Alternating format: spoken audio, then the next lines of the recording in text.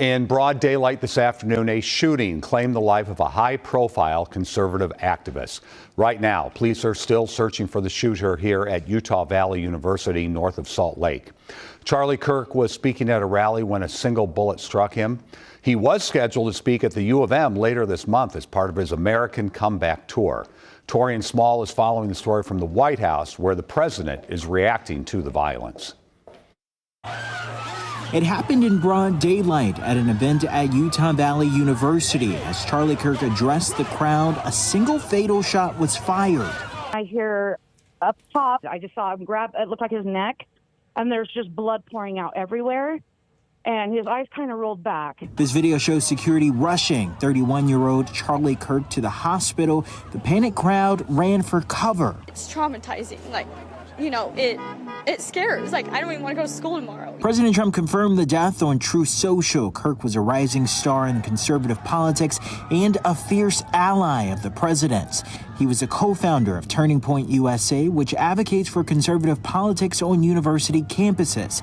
Well known to CBS News chief Washington analyst Bob Costa. I have covered Charlie Kirk for a long time, have spoken to him at so many political events over the years. This is someone who has galvanized conservatives across the country. He is seen as someone who was really able to gather the Trump movement, especially those under 30, and make them into a force. Students streamed off campus as news spread, and from both sides of the political spectrum, lawmakers condemned the shooting, calling for an end to political violence. Torian Small, CBS News, Washington.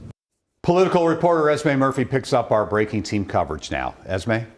Well, Frank, Charlie Kirk was a close ally and a friend of President Trump. The president often credited Kirk for the surge of young voters that cemented his 2024 victory.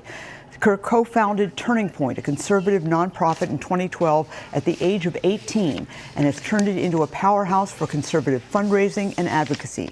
He hosts a podcast called The Charlie Kirk Show and currently has 5.2 million followers on X.